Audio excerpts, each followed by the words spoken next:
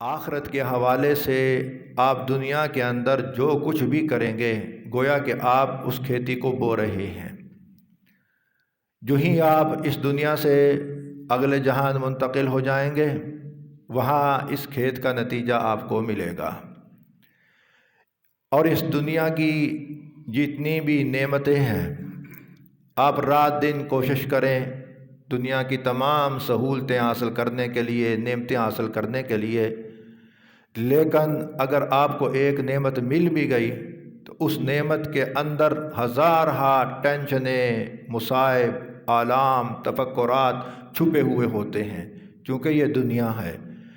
تفکرات، علائم، مصائب جتنے بھی ہوتے ہیں یہ جنت میں نہیں ہیں، باقی ہر جگہ ہے۔ اور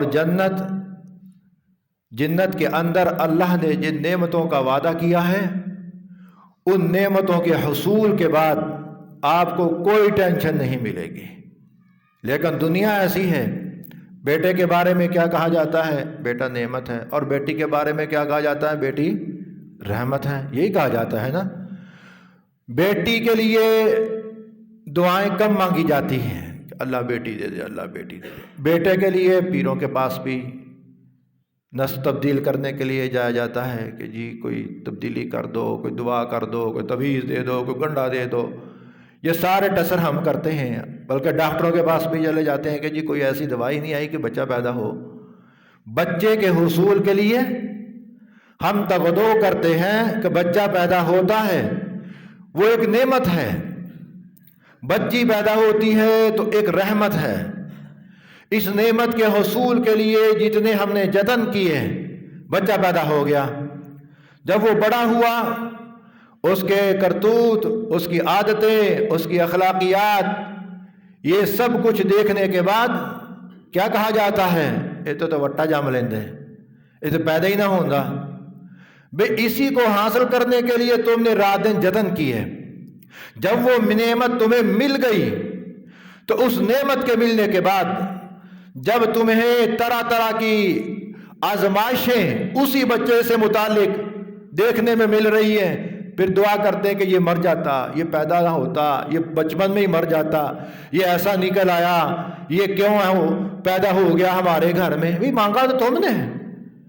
اس لیے دنیا کی جو نعمت آپ نے مانگنی ہے وہ اس انداز سے مانگو کہ اللہ فلاں نعمت عطا فرما، دنیا اور آخرت میں میرے لیے اس میں خیر پیدا فرما۔ ہم خیر نہیں مانگتے، ہم سب کچھ مانگتے ہیں، نعمت مانگتے ہیں، سواری مانگتے ہیں، کوٹھی، بنگلہ، دنیا کے تمام آسائش ہم مانگتے ہیں، پیسہ مانگتے ہیں۔ وہی پیسہ جب مل جاتا ہے تو وہ پیسہ بیماری پہ ہی لگتا ہے۔ کینسر ہو گیا، بڑے بڑے مالداروں نے انسانیت کا خون چوسنے کے بعد اپنا بینک بیلنس جمع کیا۔ میں ممبر پر بیٹھ کے یہ بات کہتا ہوں کہ نشاندہی کر سکتا ہوں کہ آج ان لوگوں کا یہ حال ہے، خدا کی قسم وہ روٹی نہیں کھا سکتے، دہی کھاتے چمچیوں کے ساتھ، وہ بھی بغیر چینی کے۔ یہ حالت ہے۔ ایک صاحب مجھے لے گئے، بڑی دور کا سفر تھا، کہنے لگے کہ جی ہم نے پہلے شادی کی، شادی میں نے اپنی مرضی سے کی، شادی بھی گھر والوں نے مرضی سے کر دی، بچے پیدا ہو گئے، منہ سے ایک غلط جملہ نکل آیا، اللہ کی پکڑ آ گئی۔ اپنی بہن کے گھر ملنے کے لیے گیا تو اس کو کہنے لگا کہ اپنے بچوں کو چھپا کے رکھنا، میری بیوی گندے بچوں سے نفرت کرتی ہے۔ ایک بیٹا بھی پیدا ہو گیا اور اللہ نے مال بھی دے دیا، غریب تھا، ڈاکٹر بنا، مال کافی مقدار میں حاصل کر لیا، من پسند کی شادی بھی ہو گئی، اچھا مکان اور کوٹھی بھی مل گئی۔ بہن غریب اس کے گھر گیا، کہنے لگا بچوں کو تالا لگا کے اندر کر دینا، جب تک ہم تمہارے گھر میں بیٹھے رہیں ان بچوں کو میری بیوی کے سامنے نہ لانا، تیرے بچے گندے ہیں، میرے بچے صاف ستھرا ہیں، میری بیوی نفرت کرے گی۔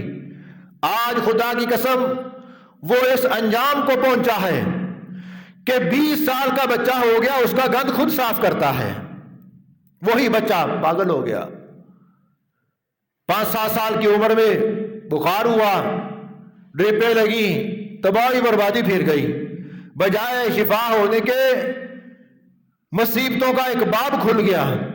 وہ آج بھی رو رو کے کہتی ہے کہ اس نے میرا دل دکھایا تھا۔ میرے پیارو، یہ دنیا ہے، اس دنیا کی نعمتوں کو حاصل کرنے کے لیے کسی انسان کا دل مت دکھاؤ۔ یہ چند روپے اور ٹکوں کی خاطر ہم کیا کچھ کر جاتے ہیں۔ 2 انچ کسی سے زمین لینی ہوتی ہے، ہم اس کو رات دن صلواتیں سناتے ہیں، جو منہ میں آیا بکتے رہتے ہیں، زمین بھی مل جاتی ہے، پیسہ بھی مل جاتا ہے، لیکن اس کے بعد جو علائم کا، مصائب کا، امتحانوں کا، فتنوں کا دور شروع ہوتا ہے، پھر وہ دروازہ موت تک بند نہیں ہوتا، پھر نہ جانے مرنے کے بعد بھی انجام کیا ہوگا۔ وہ روتا تھا اس کی بیوی بھی کہ پتہ نہیں ہم سے کیا غلطی ہو گئی۔ بھانجے نے پاس بیٹھے بتایا، کہنے لگا یہ غلطی ہوئی تھی۔ اللہ رب العالمین انسانوں کو ان کے زبان سے نکلے ہوئے الفاظ سے پکڑ لیتا ہے۔ اب چند قبائل، جس میں بنو حارثہ اور ابو الحارث، یہ 2 قبائل تھے مدینہ کے اندر، اور بھی قبائل تھے، یہ آپس میں بیٹھے گفتگو کر رہے تھے۔ ایک نے کہا ہمارے دادا ایسے تھے، دوسرا کہنے لگا میرے پردادا ایسے تھے، انہوں نے یہ کچھ کیا، تفاخر بیان کیا، فخر و غرور والی باتیں شروع کر دیں، اور یہاں تک کہ وہ اسی مجلس سے اٹھے اور قبرستان پہنچ گئے اور جا کے اپنے مردوں کو کھیڑنا شروع کر دیا۔ کہنے لگا دیکھو ہمارے دادا کیسے تھے، ہمارے داداؤں نے جنگ لڑی اور ہمارا دادا کا نام تھا، تو کیا ہے؟ یہ جو نسب ہوتا ہے، نسب یہ کام آنے والا نہیں۔ ان نسبوں پر ہم فخر کرتے ہیں جبکہ یہ ہمارے لیے وبال جان بن جاتے ہیں۔ آج جتنے بھی ہیں گدی نشین، بڑے بڑے، آپ پیروں کے درباروں پر چلے جاؤ، ان کے آبا کی، ان کے بزرگوں کی، ان کے باپ دادا کی تاریخ کو پڑھو کہ انہوں نے اپنی زندگی میں کبھی ایک نماز ضائع نہیں کی، اور آج انہی کی نسل میں جو ان کی گدی پر بیٹھا ہوا ہے اسے یہ نہیں پتا کہ عصر کی نماز کے رکعت کتنی ہوتی ہیں، نمازوں کا نہیں پتا۔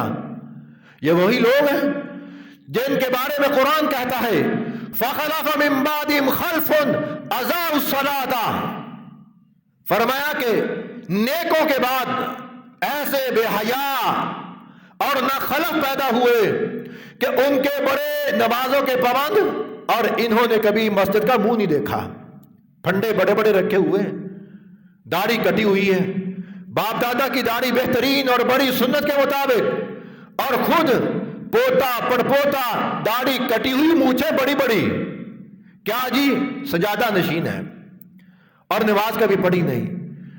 اگر پوچھا جائے کہ وجہ کیا ہے، کہتے ہمارے باپ دادا ایسے تھے۔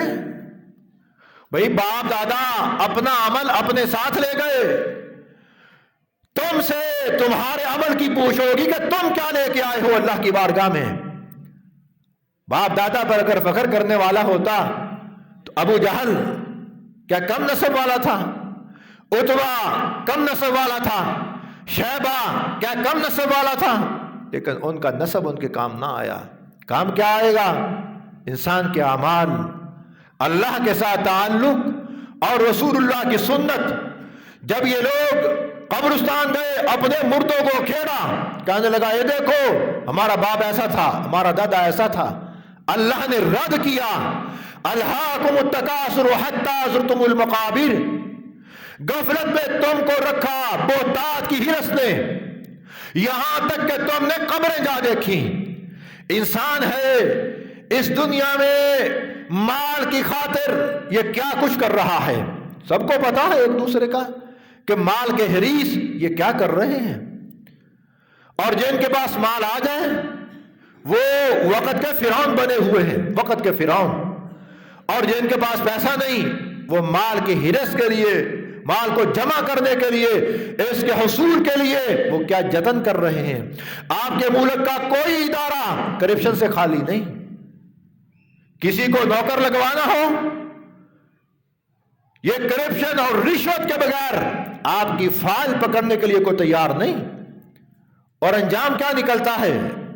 ایک کا انجام نہیں، ہر ایک کا انجام کسی کا واضح ہو جاتا ہے، کسی کا شبہ رہتا ہے۔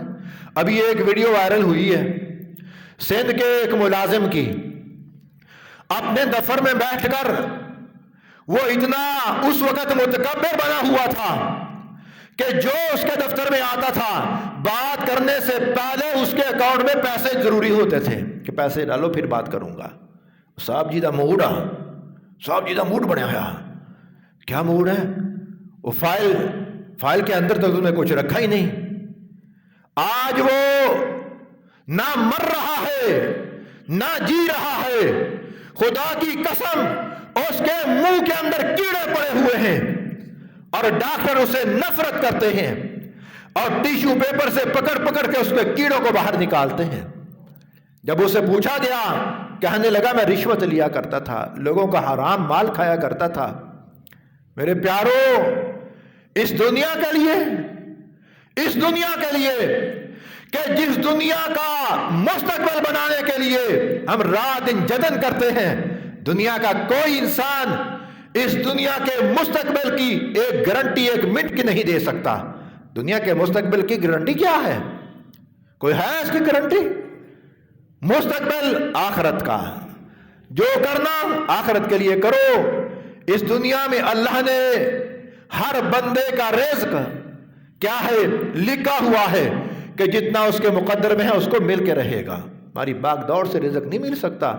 اگر محنت سے رزق ملتا، یہ مزدور صبح کو لے کے شام تک مشقت اٹھاتا ہے، اس کو روپیہ کتنا ملتا ہے؟ 800۔ اور ایئر کنڈیشنوں میں بیٹھنے والے ایک فون پر لاکھوں روپیہ ایک گھنٹے کے اندر کما رہے ہیں، تو اس کی عطا ہے۔ اور جس کو جتنا زیادہ ملتا ہے اس کی پکڑ بھی اتنی ہے، اور جس کو کم ملے گا اس کی پکڑ بھی اتنی ہی ہے۔ یہ تو اللہ تعالی ہمیں معاف فرمائے۔ ہم تو رات دن تمنا کرتے ہیں کہ میرے پاس اتنا بینک بیلنس ہونا چاہیے۔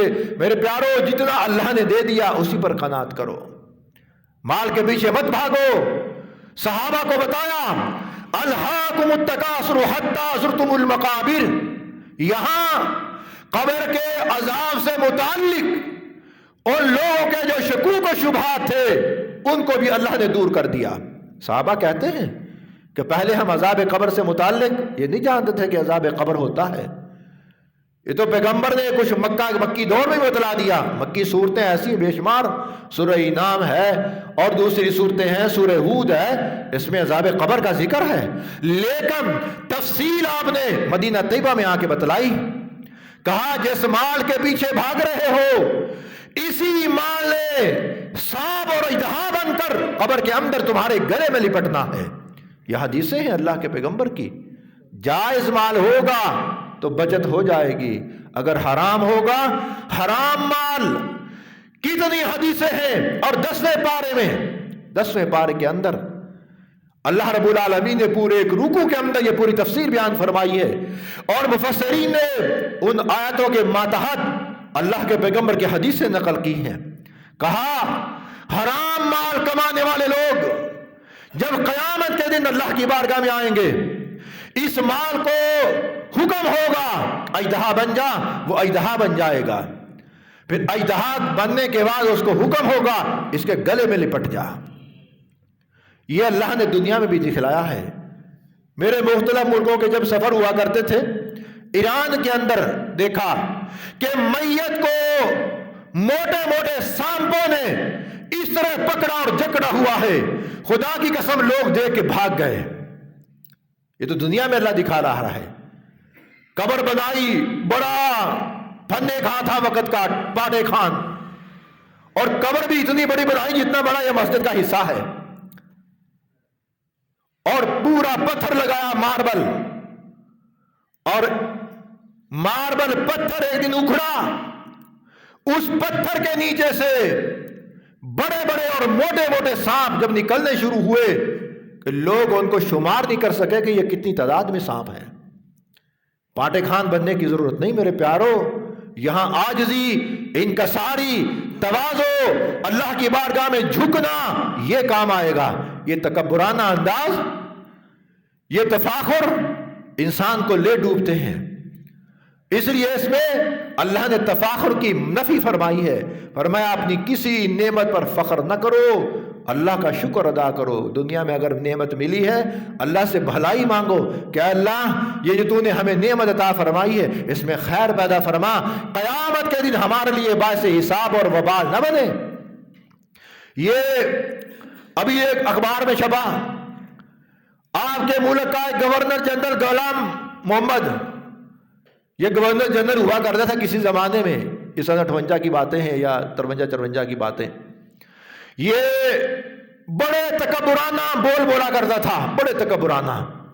جب یہ مر گیا اس نے وصیت کی کہ میرا جو جسم ہے نا، میری میت، اس کو امانتاً یہاں تو دفن کر دیا جائے، جب کبھی موقع ملے تو جنت البقیع میں مجھے دفن کر دیا جائے۔ دیکھو ان کے خوابیں، ان کی حرکتیں دیکھو، اور خواب دیکھو ان کے مرنے کے بعد جنت البقیع میں جانے کا۔ اگر جنت البقیع میں دفن کر بھی دیا جائے تو جنت البقیع میں دفن ہونے کا مطلب ہرگز یہ نہیں ہے کہ وہاں دفن ہونے والا جنتی ہے۔ وہاں تو عبداللہ بن ابی پڑا ہوا ہے۔ کیا عقیدہ بنا رکھا ہے؟ سمجھ لیتے ہیں کہ جی جنت البقیع میں جگہ مل گئی تو بیڑے پار، بیڑے بوڑے پار کوئی نہیں، جہاں مرضی دفن ہو جاؤ۔ اگر جنت البقیع میں دفن ہونے کے بعد کوئی نجات کا ذریعہ یا نجات کا سبب ہوتا، عبداللہ بن ابی کو نجات مل جاتی۔ اس کی قبر بھی جنت البقیع میں ہے۔ کتنے اس کے ساتھی جو صحابہ پر انگلیاں اٹھایا کرتے تھے وہ جنت البقیع میں پڑے ہوئے ہیں۔ اس لیے مت خیال کرو کہ وہاں جانے سے مغفرت ہو جائے گی۔ اسی میں غلام محمد کی بات کر رہا تھا کہ ساری زندگی ملک لوٹنے میں کسوٹنے میں گزار دی، اور مرنے کے بعد وصیت یہ تھی کہ مدینے میں مجھے دفن کر دیا جائے۔ اخبار نے لکھا ہے، کراچی کے اخبار نے، 10 سال کے بعد اس کی قبر کو کھیڑا گیا، اور جو ہی اس کی قبر کو کھیڑا گیا اس کی قبر کے اندر سے سانپ نکلنے شروع ہو گئے۔ یہ تو آپ کے ملک کا بندہ ہے، میں تو ایران کی بات کر رہا تھا، یہ تو آپ کے ملک کا بندہ ہے۔ اور اس کو بڑا گیس کے ساتھ مارنے کی کوشش کی گئی، اور فائر کرنے والے نے فائر بھی کیے تاکہ یہ مر جائے۔ وہ جتنے فائر کیے جا رہے تھے، جتنی گیس چھوڑی جا رہی تھی، وہ اتنی تیزی کے ساتھ حرکت میں آ رہا تھا۔ اس نے اس کی میت کو وہاں سے نکالنے ہی نہیں دیا، بالآخر اس کو وہیں دفن کر دیا، مٹی ڈال کے ختم کر دیا، قصہ کہانی ختم کر دی۔ میرے پیارو، اس قبر کو کوئی معمولی جگہ نہ سمجھو۔ اس لیے فرمایا الہاکم التکاثر حتی زرتم المقابر، یہ مال کے پیچھے بھاگ دوڑ کرتے ہوئے تم نے موت کو آ لیا اور قبروں میں آ گئے۔